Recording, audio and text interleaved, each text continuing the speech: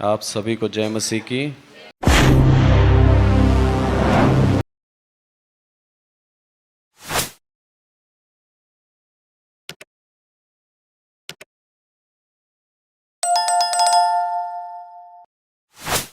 परमेश्वर का वचन आज हम पहले तीमुथियुस में से सुनेंगे। पहले तीमुथियुस उसका 4 अध्याय और पहली कुछ आयतों को पढ़ते हैं। तीमुथियुस की कलीसिया पौलुस ने स्टार्ट करी थी और वहाँ पर तीमुथियुस नाम का एक जवान को उसने एज ए अगुआ नियुक्त किया। अब जब जवान एक अगुआ बन के नियुक्त होता है तो सबसे पहले समस्या कहाँ आती है मालूम है? जो उस कलीसिया के बुजुर्ग हैं। बुजुर्ग अवस्था पहुँचते पहुँचते एक मनुष्य की क्या बोलें उसको, व्यवहार है कि वो अपनी उम्र बढ़ते ही क्या होता है, मैक्सिमम लोग क्या बोलते हैं, इसके अंदर अब सारा ज्ञान है, जैसे ये बोलेगा वैसे ही करना चाहिए। तो तीमुथियुस की कलीसिया बहुत ही असमंजस में थी। नया अगुआ आ गया, जवान अगुआ, पर जो रीति रिवाज जो नियम वो मानते आ रहे थे उन लोगों के हिसाब से क्या वो सही थे, इस बात पे पूरा एक वचन है। हमारी आयु बढ़ने से हमारा ज्ञान नहीं बढ़ता। सबसे पहली बात, अगर आयु बढ़ने से ज्ञान बढ़ता तो हर एक बुजुर्ग साइंटिस्ट होता। आयु बढ़ने से अनुभव बढ़ता है। अनुभव और ज्ञान में बहुत अंतर है। अनुभव हम सीखते हैं जीवन के जो हमारे साथ घटनाएं हो रही हैं उन घटनाओं से हम अनुभव आता जाता है और हम अनुभव हमारा बढ़ जाता है। पर ज्ञान अलग चीज़ है, अनुभव अलग चीज़ है। ज्ञान के विषय में यदि मैं बात करूं तो कोई भी एक सब्जेक्ट ले लें आप, उस सब्जेक्ट का एक स्कॉलर होता है, ज्ञानी होता है। भले ही उसकी उम्र छोटी है पर उसने यदि उसको पढ़ा है तो वो बुजुर्ग से ज़्यादा समझदार है उस सब्जेक्ट के बारे में। यहाँ पर पौलुस पहले ही एक जवान कार्य करता था। प्रभु यीशु मसीह ने उसको जवानी अवस्था में अपने दर्शन दिया और उसको बोला तू मेरे, वो उसके पीछे चलने लगा प्रभु यीशु मसीह के। अब वो जवानों की टीम इकट्ठी कर रहा है और जवानों की टीम इकट्ठी करने में प्रॉब्लम यही आती है कि उसकी माने कैसे। और मैं भी यही चाहता हूँ कि हमारे जवान जो आज आगे बढ़कर काम करते हैं ये और जगह जगह जाएं और सुसमाचार सुनाएं, तभी कलीसिया बढ़ेगी। एक अकेले के काम करने से कुछ नहीं होता। प्रभु ने क्या बोला? खेत खड़े हुए हैं पर कमी है अभी भी। उस समय भी थी, आज भी है, और जब तक प्रभु यीशु मसीह नहीं आएगा तब तक रहेगी। मजदूरों की कमी है, काम करने वालों की कमी है। क्योंकि मनुष्य क्या चाहता है? मनुष्य ये चाहता है कि जैसे ही वो जवान होए जो उसकी इच्छाएं हैं वो पूरी करे। सबसे पहली बात, बचपन से हमारी कुछ कुछ इच्छाएं होती हैं, पैसे के अभाव से हम पूरा नहीं कर पाते। जैसे ही हमारे पास कमाने का अवसर आता है तो सबसे पहले क्या सोचते हैं? खुद की इच्छा पूरी होनी चाहिए। मेरी एक मिलने वाला का बच्चा, अंकल का एक बच्चा विदेश गया। मैंने उससे बोला विदेश जा रहे हो, वहाँ के तौर तरीके इंडिया से बिल्कुल अलग है। अपने आप को सुरक्षित रखना और क्या करना चाहते हो, मैंने एक जनरली सवाल पूछा। सबसे पहले क्या बोला मालूम है? अब तो बहुत ढेर सारे पैसे कमाने हैं और बहुत सारी इच्छाएं पूरी करनी है। हमारा मोटिव ही बदल गया। पैसा कौन कमाना चाहता? सब चाहते हैं, पर हमारा मोटिव सही होना चाहिए कि हम करना किस लिए परमेश्वर ने हमें बुलाया। हमें चुना गया है इस धरती में से, एक झुंड है हम, और प्रभु चाहता है कि एक मसीह के जीवन से सिर्फ और सिर्फ उसके आदर और उसको महिमा मिले। पर एक मसीह भी यदि सांसारिक रूप से बात करने लगा तो हम में और उनमें क्या अंतर रह जाएगा? पैसा सब कमाना चाहते हैं, कमाना भी चाहिए, कोई गलत नहीं है, पर पैसा कमा के हम इच्छा किसकी पूरी कर रहे हैं, खुद की या परमेश्वर की? यदि हमारे पैसे कमाने के बाद भी हमारा मोटिव वही है कि परमेश्वर तेरी इच्छा पूरी हो, आपका सही है पैसा कमाना।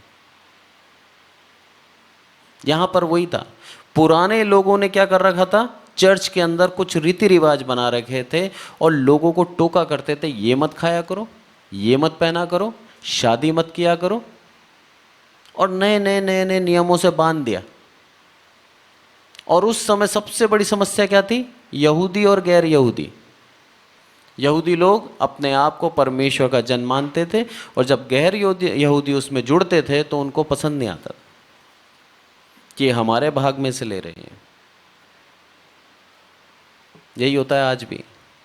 नया मसीह आती और उसको थोड़ा सा आगे प्रमोट कर दिया गया तो पुराने मसीह की हलचल हो जाती है कि हम इतने साल से हैं, हमें ये अवसर नहीं मिला, इसको कैसे मिल गया?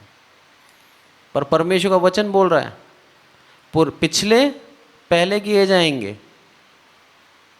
क्यों? क्योंकि परमेश्वर दिल देखता है।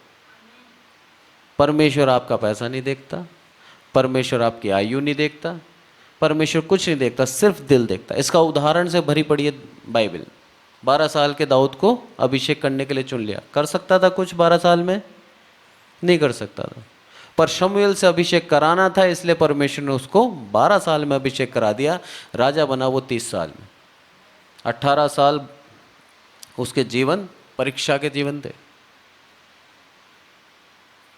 चुन लेता है छोटी उम्र में ही, सुलेमान को चुन लिया छोटी उम्र में। उसके लिए हमारी शारीरिक अवस्था कुछ भी नहीं है, हमारा बल प्रभु को नहीं चाहिए, हमारा धन प्रभु को नहीं चाहिए। प्रभु को चाहिए सिर्फ एक उसकी तरफ झुकता हुआ मन। अगर है वो, तो आज का मैसेज हमारे लिए ही है। पहला तीमुथियुस उसका 4 और पहली कुछ आयत पढ़ते हैं। यहाँ पर चेतावनी है, परंतु आत्मा स्पष्टता से कहता है कि आने वाले समयों में कितने लोग भरमाने वाली आत्माओं, दुष्ट आत्माओं की शिक्षाओं पर मन लगाकर विश्वास से बहक जाएंगे। आने वाले समयों में, और आज हो रहा है। इतने ढेर सारे लोग हैं जो क्या कर रहे हैं, ऐसी ऐसी शिक्षाएं दे रहे हैं जो बाइबल के विरुद्ध हैं। अब हमें पता कैसे लगे ये शिक्षा बाइबल के साथ है या बाइबल के अनुसार है या बाइबल के विरुद्ध है? पता जब लगेगा जब हम निरंतर बाइबल पढ़ते हैं। एक बच्चे को उसका कोर्स में से आप पूछ लो, वो बता देता है। 10th क्लास का बच्चा है, 10th क्लास की बुक में से आप पूछो, वो बता सकता है। पर अगर उसी 10th क्लास के बच्चे को बीएससी, एमएससी की कोई किताब में से पूछो जो बड़ी क्लासेस की हैं, तो वो नहीं बता सकता। बाहर है ना कोर्स के। बाइबल अगर आपने पूरी पढ़ रखी है, आपको कोर्स पूरा याद है, तो कोई भी बात आप करेंगे, कहीं से भी सुनेंगे, यदि वो बाइबल से मैच करती है तो वो आदमी सही है। और बाइबल के बाहर है तो आदमी भी बाइबल का नहीं है। एक भी दास जो प्रभु का है, प्रभु के वचन से बाहर नहीं जा सकता, यदि वो दास है तो। और यदि उससे बाहर आके प्रचार करता है तो वह अपनी प्रशंसा चाहता है, प्रभु की नहीं। बहुत गंभीर सब्जेक्ट है, इसको ध्यान से समझना। बहकता यही है इंसान।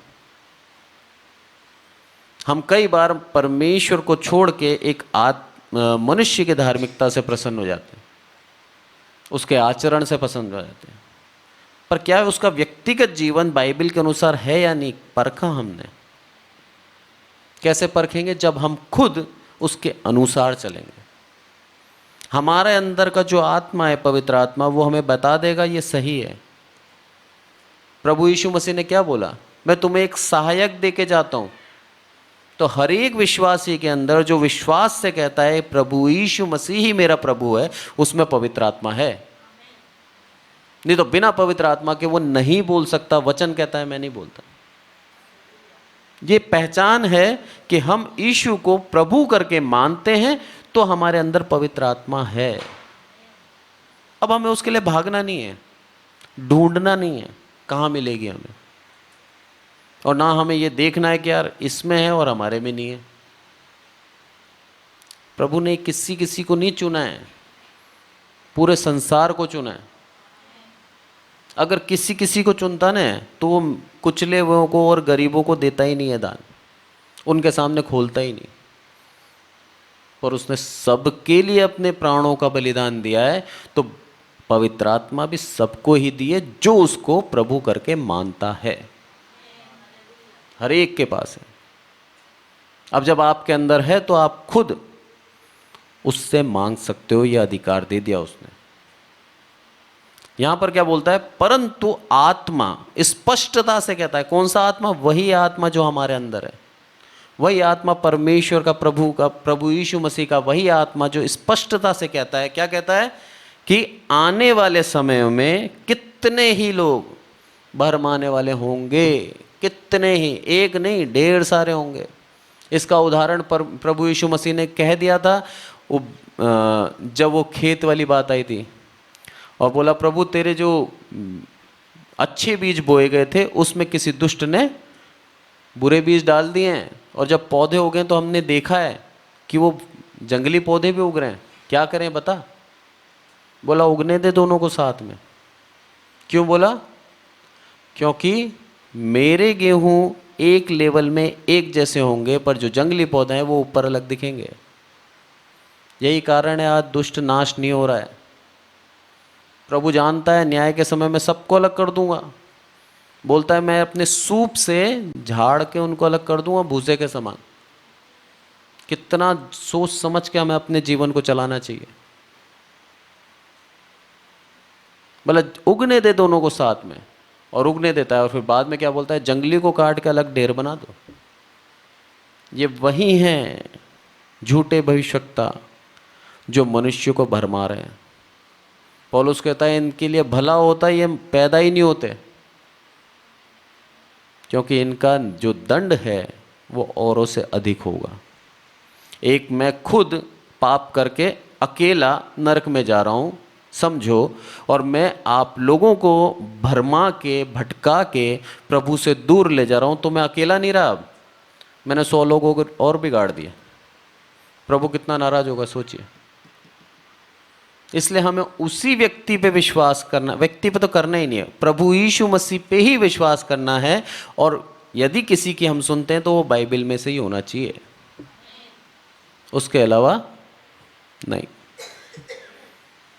क्योंकि प्रभु ने अपने दासों के द्वारा जो किताब उतारी है ना, जो लिखाई है, वो किताब काफ़ी है मनुष्य का, अब और इसमें जोड़ने की जरूरत नहीं है। साफ कहता है वो एक बिंदी, एक मात्रा भी नहीं जोड़नी है इसके अंदर, और ना ही हटानी है। इसलिए सचेत रहें ऐसे लोगों से जो हमें क्या करते हैं? भरमा देते हैं।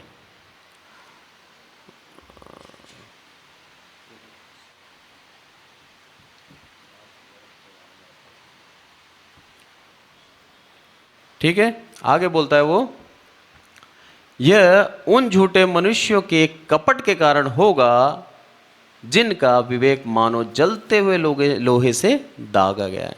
उनका विवेक ही क्या कर दिया गया है? खराब कर दिया गया है। एक दाग दो आप जलते हुए लोहे से, उसके बाद आप सोचो कभी वो दाग हट सकता है क्या? नहीं हट सकता। परमेश्वर ये हमें बताता है कि ऐसे लोग भी हैं जिनका विवेक ही खत्म हो चुका है, जिनका विवेक ही खराब हो चुका है। अब उनका विवेक उनको बोधित ही नहीं कराता। कितना भी गलत कर लें उनका विवेक उनको बोधित नहीं कराता। परमेश्वर यहां पर हमें बताता है, क्योंकि हमारा पवित्र आत्मा क्या करता है, हमें जब हम पहली गलती करते हैं रात भर नींद नहीं आती, सोचते रहते हैं क्या किसी को पता लगा, क्या जो झूठ बोला था वो पकड़ाई में आया। और जब नहीं आता तब हम एक्सपर्ट हो जाते हैं, धीरे धीरे धीरे धीरे और आगे बढ़ते जाते हैं। धीरे धीरे धीरे करके ही हम बिगड़ते हैं, एक साथ कोई नहीं बिगड़ता। इसलिए बोलता है वो आगे कि उनका विवेक क्या हो गया है? जलते हुए लोहे के समान हो गया है, जलते हुए लोहे से दागा गया है, जो विवाह करने से रोकेंगे और भोजन की कुछ वस्तुओं को परे रहने की आज्ञा देंगे, जिन्हें परमेश्वर ने इसीलिए सर्जा कि विश्वासी सत्य के पहचान वाले धन्यवाद के साथ खाएं। अरे सब चीज धन्यवाद के साथ आप खा सकते हो जिसको परमेश्वर ने खाने के लिए रचा है। शुद्ध अशुद्ध जानवर उसने बता दिए, आप खा सकते हैं, और शुद्ध अशुद्ध वस्तुएं भी उसने बता दी। उसके बावजूद भी क्या बोला, ऐसे लोग होंगे जो क्या करेंगे, आपको रोकेंगे, मना करेंगे, मत करो अशुद्ध हो जाओगे। परमेश्वर ने जिसको सर्जा उसको उन्होंने अशुद्ध बता दिया। हम परमेश्वर से भी बड़े हो गए क्योंकि हम उसकी आज्ञाओं के भी ऊपर चल रहे हैं। परमेश्वर ने हमें सब कुछ दिया, पूरी प्रकृति दी हमें ताकि हम खुश रह सकें, पर मनुष्य खुद ही क्या करता है, अपने आप को दुखी बनाता है, दुखी बनना चाहता है वो। इसलिए वो बार बार नए ढोंग अपनाता है। इन चीज़ों से निकलने की बहुत ज़रूरत है, नहीं तो हमारा विश्वासी जीवन हमारा सत्य पे नहीं चलेगा, प्रभु यीशु मसीह के आधार पे नहीं चलेगा। प्रभु यीशु मसीह कहता है मेरे अनुसार चलो, और उससे ही चलना पड़ेगा। इसलिए बोलता है वो आगे कि क्योंकि परमेश्वर की सृजी हुई हर एक वस्तु अच्छी है, कोई वस्तु अस्वीकार करने योग्य नहीं, पर यह कि धन्यवाद के साथ खाई जाए, क्योंकि परमेश्वर के वचन और प्रार्थना द्वारा शुद्ध हो जाती है। आज्ञा हो जाएगी शुद्ध, प्रार्थना करो। परमेश्वर कितना महान है, उसको हम अशुद्ध नहीं ठहरा सकते। ये जब वचन उसने कलीसिया में बोले होंगे ना, तीमुथियुस ने, कलीसिया के अंदर बेचैनी होगी, क्योंकि कितने लोगों को ठेस पहुंची होगी जो सालों से उसी विश्वास पर डटे हुए थे, गैर यहूदी लोग, उन लोगों के जीवन में हलचल मच गई होगी कि ये नया बंदा कि कैसे बोल सकता है, कैसे हमें समझा सकता है, हमारे पूर्वज ये करते आ रहे थे और आज हम भी यही कर रहे हैं, हमें तो परमेश्वर ने हमेशा आशीष दी है। हम इस तरह से अपने आप को क्या करते हैं, ईगोइस्टिक बना लेते हैं, नई चीज़ सीखना नहीं चाहते, क्योंकि इतने सालों से करते आ रहे हैं, हमको तो आशीष मिली है, मतलब हम सही कर रहे हैं। पर एक जैसे एक मैक्स होता है ना, मैक्स, एक सवाल करने के 3 तरीके भी हैं, 4 तरीके भी हैं। परमेश्वर के करीब आने के आपके पास कई तरीके हैं। आप खाना छोड़ के भी परमेश्वर के करीब आ सकते हो, आप खाना खा के भी परमेश्वर के करीब आ सकते हो, आप विवाह करके भी परमेश्वर के पास आ सकते हो, आप विवाह बिना करे भी परमेश्वर के पास आ सकते हो। हर एक अवस्था में प्रभु आपको ग्रहण करता है। शर्त यह है आपका मन शुद्ध होना चाहिए। जब तक आपका मन अशुद्ध है वो आपको ग्रहण नहीं करेगा, क्योंकि वो मन में आके वास करता है। इसलिए उसको मन शुद्ध चाहिए।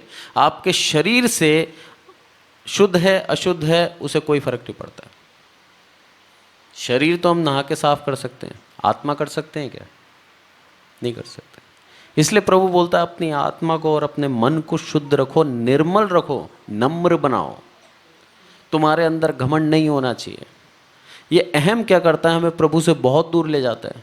भजन संहिता के अंदर साफ कहता है, दाऊद क्या बोलता है, घमंड से चढ़ी हुई आंखों से प्रभु को घृणा है, चिढ़ता है उससे। वो क्यों चिढ़ता है? आप उस चीज को समझें। आपका पुत्र आपके सामने अहम से खड़ा है और क्या बोलता है, अरे तूने करा क्या बाप, मेरे से पूछ, पैसा इसे बोलते हैं कमाना। पिता क्या बोलेगा? एक थप्पड़ मारने का दिल करेगा पिता का। मैंने तुझे पहला पैदा करा, तुझे इस लायक बनाया कि तू आज पैसा कमा सकता है और मेरे सामने आके खड़ा हो रहा है। यही करते हैं हम प्रभु यीशु मसीह के सामने।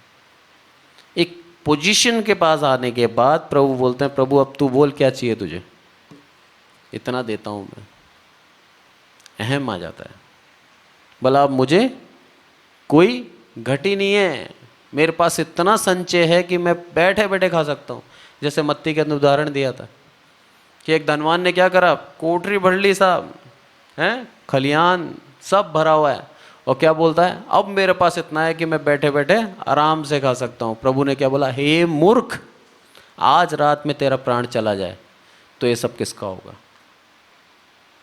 हम अपने पैसों पे अहम करते हैं, हमारी योग्यता के ऊपर अहम करते हैं। प्रभु बोलता है सब व्यर्थ है, मेरे ऊपर विश्वास करना सीखो।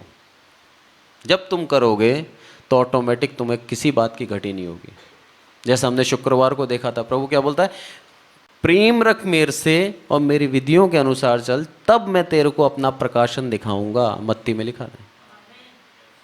हम चाहते हैं प्रभु का दर्शन, तो हमें क्या करना होगा, उससे प्रेम करना होगा। मूसा ने प्रेम रखा और क्या करा, मूसा को अपनी पीठ दिखा दी।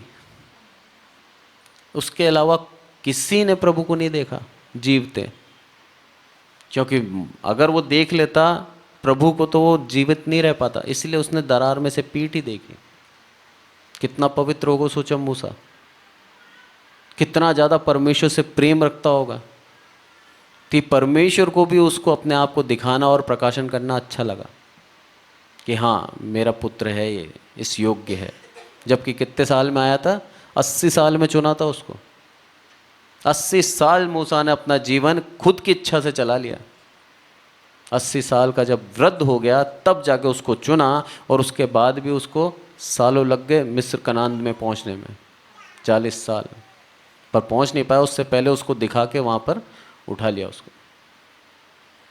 प्रभु हमको बेहद प्रेम रखता है, इसलिए नहीं चाहता कि हम कैसे भी करके बहक जाएं, कैसे भी करके हम गलत शिक्षा में चले जाएं।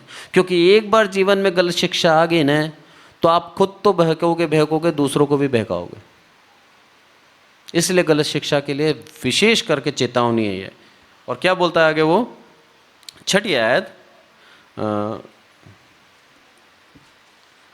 यदि तू भाइयों को इन बातों की सुधि दिलाता रहेगा तो मसीह यीशु का अच्छा सेवक ठहरेगा, और विश्वास और उस अच्छे उपदेश की बातों से जो तू मानता आया है तेरा पालन पोषण होता रहेगा। किसके द्वारा, जो चीज तू मानता आया है वही तेरा क्या करेगा, पालन पोषण करेंगे। जिन बातों को हम मानते आए हैं, प्रभु यीशु मसीह की जिन आज्ञाओं को हम मानते आए हैं, वही हमारा क्या करेंगी, पालन पोषण करेंगी। और तेरे को बताता रहना पड़ेगा, ये आदेश है। हमको यदि कोई जिम्मेदारी दी है तो उस जिम्मेदारी को पूर्ण रूप से निभाना है, तब जाके प्रभु हमसे प्रसन्न होता है। और वो भी बिना स्वार्थ के। स्वार्थ यदि जीवन में आ गया तो फिर हम सेवका ही नहीं कर रहे, फिर हम स्वार्थ पूरा कर रहे हैं। प्रभु बोलता है साफ यहाँ पर, तू उन भाइयों को सुधि दिलाता रहेगा, और जो यीशु मसीह का अच्छा सेवक ठहरा है, तो तू यीशु मसीह का क्या करेगा, अच्छा सेवक ठहरेगा, और विश्वास और अच्छे उपदेश की बातों से जो तू मानता है, विश्वास और अच्छे उपदेश, यही तेरा क्या करेंगे, पालन पोषण करेंगे। कितना अहम है विश्वास। कई बार हम क्या होता है, हम विश्वास तो करते हैं पर उस विश्वास के अंदर स्थिर नहीं रहते। बहुत बड़ी बात है ये, विश्वास कर लेना और विश्वास में स्थिर होना। विश्वास करके सेवकाई में आ गए, अब आर्थिक समस्या आई, हम भागने की सोचते हैं, क्या प्रभु समस्या बढ़ती जा रही है, खर्चे बढ़ते जा रहे हैं, क्या करें क्या करें, दूसरी जगह जाते हैं। तो फिर आपका विश्वास कमज़ोर था। और अगर विश्वास किया है तो उस विश्वास के ऊपर स्थिर रहना सीखें। प्रभु ने बोला था कि आप सेवकाई में आए, इच्छा हुई ना खुद की, हमारी इच्छा को देख के प्रभु ने चुना। प्रभु उसी को चुनता है जिसकी इच्छा होती है, जो चाहता है उसके लिए कुछ करना। और जब उसको चुन लिया तब उसकी परीक्षा इतनी होती है कि वो भाग जाता है। प्रभु यीशु मसीह की परीक्षा भी हुई, जबकि उसकी परीक्षा की जरूरत थी क्या? 100% शुद्ध पाप रहित था वो, बिना पाप के जन्मा, उसकी कोई जरूरत नहीं थी परीक्षा की। पर क्यों परीक्षा करी? क्योंकि वो शरीर में था। हमारा शरीर और हमारी आत्मा एक दूसरे की विरोधी हैं, ये समझ लें। शरीर कहता है भोग विलास कर, लालसा कर, इच्छाएं पूरी कर, और आत्मा बोलती है प्रभु के संग मिली रहे। आत्मा की सुनते हैं तो शरीर दुख पाता है, और शरीर की सुनते हैं तो आत्मा दुख पाती है। दोनों एक दूसरे के विपरीत हैं। इनको मिलाएं कैसे? जब हम हमारे जीवन के अंदर हमारी इच्छाओं को मारना सीख जाएंगे। इसलिए प्रभु यीशु मसीह बोलता है, जो मेरे पीछे आना चाहता है वो अपना क्रूस उठाए। अरे मैंने अपने शरीर को खत्म कर दिया उस क्रूस के ऊपर। क्यों? क्योंकि आत्मा परमेश्वर से मिलना चाहती थी और शरीर दुर्बल था। बोलता है प्रभु यीशु मसीह कि परमेश्वर यदि हो सके तो ये कटोरा मेरे से हटा ले, दूर कर ले, क्योंकि शरीर दुर्बल है, आत्मा तो मजबूत है। और उसने क्या करा? इस शरीर को खत्म कर दिया ताकि आत्मा परमेश्वर के साथ मिली रहे, अमरता के साथ। हमें क्या करना है? इस शरीर से बचने के लिए हमारी आत्मा को मजबूत करना है। और वो कब होगा? जब निरंतर हम उसकी संगति में बने रहेंगे, निरंतर प्रार्थना आराधना करते रहेंगे, डेली 2 टाइम बाइबल पढ़ेंगे, प्रार्थना करेंगे, तभी हम उसके करीब जा सकते हैं। क्योंकि जितना हम उसकी संगति में बढ़ेंगे उतना हमारा विश्वास बढ़ेगा, और जब विश्वास बढ़ेगा तो शरीर की घटी के बावजूद भी हम प्रसन्न रहेंगे। आगे बोलता है वो 8वीं आयत में, क्योंकि देह की साधना से कम लाभ होता है, पर भक्ति सब बातों के लिए लाभदायक है। यही बात, देह की साधना जो हम करते आ रहे हैं बचपन से, उससे कम लाभ होगा। कम लाभ क्या है? अरे तू कुछ साल तक अच्छी तरह जी सकता है, पर आत्मा की साधना से, भक्ति की साधना से अनंत काल के लिए क्या सकता है? जी सकता है तू। बहुत विरोधाभास है। शरीर चाहता है करूं मैं ये, आत्मा चाहती है कि तू पाप मत कर। हमारा विवेक हमें बोधित कराता है जब हम कुछ गलत करते हैं तो हमें लगता है कि नहीं करना चाहिए, पर उसके बावजूद भी कर देते हैं। क्यों? क्योंकि शरीर बोलता है कर। इसलिए बोलता है परमेश्वर, संसार से दूर रहें। सांसारिक बातें तुम्हारे जीवन में जहर घोल देंगी, फिर तुम तुम्हारे भविष्य के लिए चिंतित हो जाओगे, तुम्हारे बच्चों के लिए चिंता करने लग जाओगे, कमाई के पीछे पीछे भागोगे। क्यों? क्योंकि सांसारिक बातें यही हैं कि हमारे को साथ कौन देगा? पैसा। किसी से भी बात कर लें आप, मेरे बहुत से हैं अमीर दोस्त, मतलब मेरे हिसाब से बहुत अमीर है। वैसे तो जीवन में बहुत अमीर और भी होते हैं, पर एक महीने में 8-8, 10-10 लाख रुपए कमाते हैं, कम नहीं होता। इतना पैसा होने के बावजूद भी पैसे के पीछे ही भागता है, और पैसा कमाना है, और पैसा कमाना है, और पैसा संचय कर रखा है। पर जब कोई बीमार होता है तब घुटने पे ले आता है प्रभु। पैसा आपको इलाज तो करा सकता है, पर पैसा जीवन नहीं दे सकता। अच्छे से अच्छे हॉस्पिटल में चल जाओ आप, पैसा आपको इलाज करवा देगा, पर पैसा जीवन नहीं दे सकता। ये कोरोना ने सिखा दिया हमें। इतने अमीर भी चले गए क्योंकि इलाज कराने के लिए पैसा था, पर उस जीवन बचाने के लिए विश्वास नहीं था। परमेश्वर के सामने घुटने नहीं टेके। प्रभु चाहता है उसके सामने हम घुटने टेक के नम्र बन जाएं और सही शिक्षा में चलें, तब प्रभु क्या करेगा? हमें आशीष देगा। तब जाके प्रभु हमको योग्य बनाएगा उसके कार्य करने के। दाऊद राजा कोई विशेष नहीं था, हार्ड मास का जैसे हमें वैसे ही वो भी था, पर उसकी विशेषता क्या थी? 100% परमेश्वर पे विश्वास और निर्मल हृदय। छोटा होने के बावजूद भी शेर से भिड़ जाता था, भालू से भिड़ जाता था। क्यों? मेरा परमेश्वर मेरे साथ है। बहुत बड़ी बात है ये। इतना बड़ा साहस उसके अंदर क्यों आया? क्योंकि उसने उसको परख लिया था कि मैं कहीं भी जाऊं मेरा प्रभु मेरे साथ है। इसलिए बोलता है, घोर अंधकार से भरी हुई तराई में भी होकर चलूं ना, तो भी मेरा प्रभु मेरे साथ रहेगा। जहां पर प्रकाश नहीं आता वहां पर भी मेरा प्रभु मेरे साथ रहेगा। ये उसका विश्वास था। इसलिए आगे बोलता है वो कि तू क्या कर, भक्ति की साधना कर, वो तेरे लिए लाभदायक होगी, क्योंकि इस समय के और आने वाले जीवन की भी प्रतिज्ञा इसी के लिए है। ये समय भी तेरा अच्छा निकाल देगी, आने वाले समय में जो प्रतिज्ञा दी है प्रभु यीशु मसीह ने, तुम्हें स्वर्ग राज्य लेके जाएगा, वो भक्ति की साधना से ही होगा। तब जाके हम क्या बन पाएंगे, एक अच्छे विश्वासी बन पाएंगे और स्वर्ग राज्य के जाने के योग्य बन सकते हैं, जब हम शरीर की साधना छोड़कर भक्ति की साधना में लग जाएं। पर कहना आसान है, करना बहुत मुश्किल है। करना बहुत मुश्किल है, क्योंकि जब भूखे रहते हैं ना बच्चे, तब इंसान भागता है पैसे के लिए, फिर प्रार्थना नहीं होती। फिर हम कैसे करें इसको? क्या प्रभु नहीं जानता था ये सब होना है एक मनुष्य के जीवन में? प्रभु सब जानता था।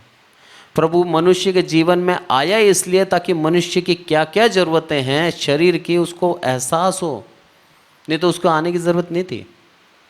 हर एक आवश्यकता शरीर की उसको मालूम है, उसके बावजूद भी वो कहता है, यानी कि वो जानता है कि अगर तुम चाहो तो इसके ऊपर कंट्रोल कर सकते हो, अगर तुम चाहो तो, और ना चाहो तो तुम जो चाहे वो करो, क्योंकि न्याय तो बाद में मैं करूँगा। परमेश्वर हमें सिखाता है बार बार बार बार बार बार किस तरह से अपने जीवन को चलाना है, क्योंकि ये जीवन कुछ पल का है। यहाँ पर अगर हमने अच्छी तरह चला लिया तो अनंत काल का जीवन स्वर्ग राज्य हमें दे देगा, वो एक उपहार के रूप में, एक तोहफे के रूप में। कि इसने मेरी आज्ञाओं को माना, झूठे भविष्यवक्ताओं से दूर रहा, परमेश्वर के वचन को सच्चाई से माना, शरीर के साथ न छोड़ के आत्मा के द्वारा ये बलवान हुआ। अब मैं क्या करता हूँ, ये मेरा योग्य दास बन गया है, इसको मैं अपना मित्र बना लेता हूँ और मेरे साथ अपने स्वर्ग राज्य में, पिता के राज्य में ले जाता हूँ। ये परमेश्वर की एक खूबी है, प्रभु यीशु मसीह का स्नेह और प्यार है हमसे, कि वो चाहता है हमें बार बार बार बार बार बार चेतावनी देता है, बार बार बार बार याद दिलाता है, और चाहता है कि हम 100% शुद्ध होकर उसके राज्य में जा सकें। आगे बोलता है 14वीं आयत में, उस वरदान से प्रीति जो तुझ में है और भविष्यवाणी के द्वारा प्राचीनों के हाथ रखते समय तुझे मिला था, निश्चिंत मत रहे, उन बातों को सोचते रहे और इन्हीं में अपना ध्यान लगाए रहे, क्योंकि तेरी उन्नति सब पर प्रकट हो। ये अब पौलुस तीमुथियुस के लिए लिख रहा है। जो तेरे को दे दिया गया ना, उससे तो निश्चित मत रहना, पर ध्यान लगाए रहे, आदर्श बने रहे। अगर तू ऐसा करेगा तभी तू संभला रहेगा, क्योंकि जिस तरह से इंसान की अवस्था कम होती है, आयु कम होती है, पाप करने के चांसेस भी बढ़ते हैं। क्योंकि जितनी कम उम्र होगी उतना ज़्यादा उसके मन में इच्छा होगी हर एक चीज़ करने की। जितनी आयु बढ़ती है उतना वो कर चुका होता है, इसलिए अब उसकी इच्छाएं खत्म हो जाती हैं। एक उदाहरण से इसको समझेंगे हम। जब बच्चा स्कूटर चलाना नहीं जानता तब क्या होता है, लगा रहता है कोशिश में, चलाऊं चलाऊं चलाऊं चलाऊं चलाऊं, और जब वो चला लेता है 13-14 साल का, और चलाते चलाते 25 साल का हो जाता है, 10 साल चला लिया, फिर जब माँ बोलती जा बेटा वहाँ चले जा मेरे को, तब चिढ़ मचती है, अरे किसी और को बोल दो, चला के बोर हो गया वो। अब चलाना उसको एक श्राप लगता है, बोला मेरे को आता है इसलिए मेरे को ही पकड़ते हैं हर बार, वहाँ ले जा यहाँ ले जा। इसी तरह से हम भी हैं। हमारे जीवन में जब हमने सारे अनुभव कर लिए तो उन अनुभवों को दोहराना नहीं चाहते, क्योंकि उसके साइड इफ़ेक्ट्स हमें मालूम है। पर जवानी के अंदर बहुत से अनुभव हमने नहीं किए, हम चाहते हैं उन अनुभवों को करना, और उन कारणों से हम अपने आप को परीक्षा में फंसा सकते हैं। इसलिए बोलता है यहाँ तीमुथियुस को, ये सेवकाई मिली तो है, जवान अवस्था में भी है, पर अपने आप को निर्दोष रखना बहुत ज़रूरी है। नहीं तो क्या होगा, जो तेरे को सेवकाई मिली वो निश्चिंत नहीं है, ले ली जाएगी, प्रभु हटा लेगा। प्रभु न्यायी है और वो सबके लिए एक समान है। उसके लिए कोई भी ऐसा नहीं कि मेरा लाडला है। हाँ, पूरी मसीह जाति लाडली है अन्य जातियों की अपेक्षा, पर सारे मसीहों के अंदर कोई विशेष नहीं है। विशेष बनना है तो उसके अनुसार काम करें, पर उसके बावजूद भी ये ध्यान रखें न्याय तो होगा और सबका एक बराबर होगा, क्योंकि वो न्यायी परमेश्वर है। उदाहरण में दिया है ना कि एक बूढ़ी स्त्री परेशान करती है अन्यायी न्यायी को, तब क्या बोलता है, अन्यायी न्यायी भी परेशान होकर न्याय करना पड़ा।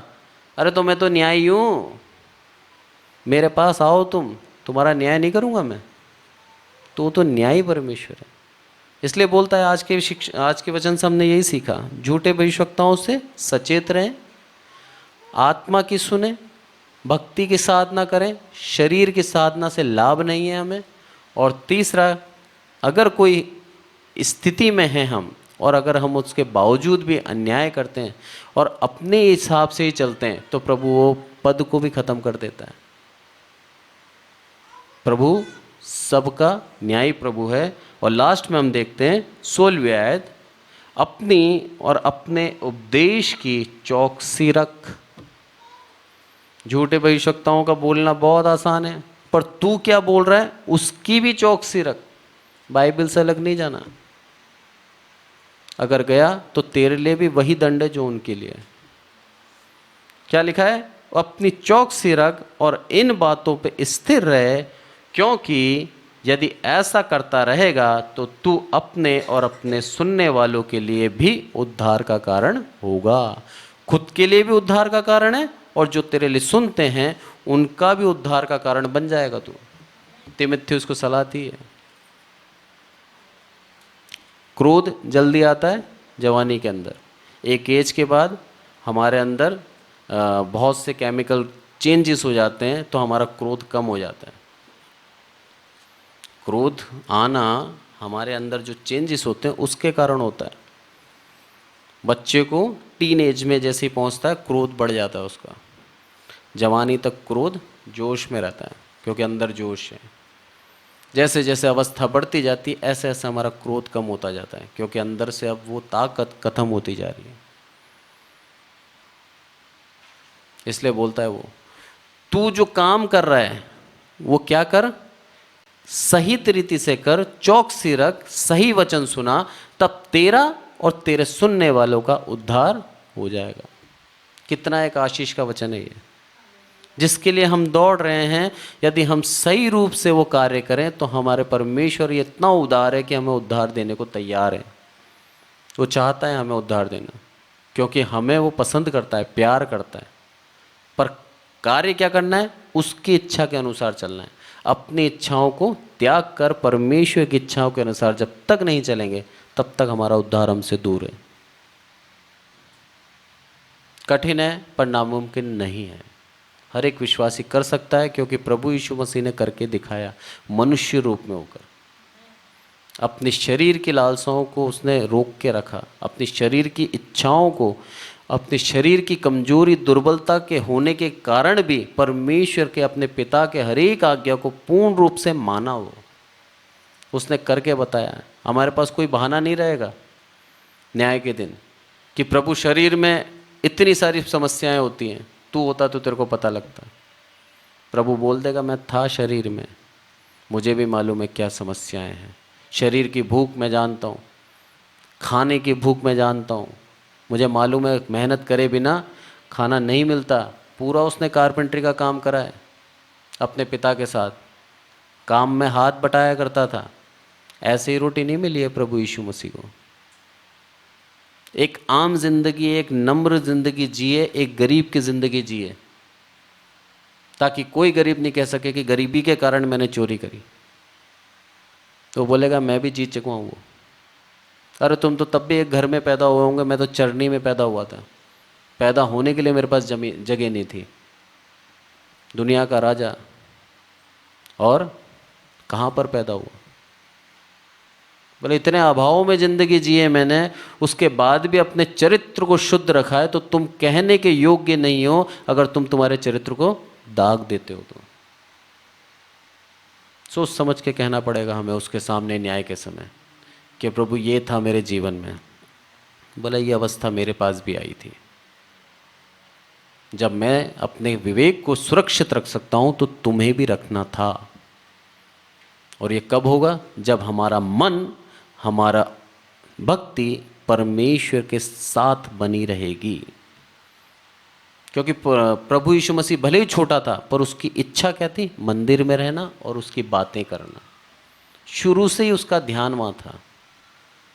हम भी ऐसे ही अपने बच्चों को बढ़ाएं कि बच्चा शुरू से ही परमेश्वर के मार्ग में काम करता जाए, उसी की इच्छा के अनुसार कार्य करता रहे, तब वो बड़ा होके भी करेगा।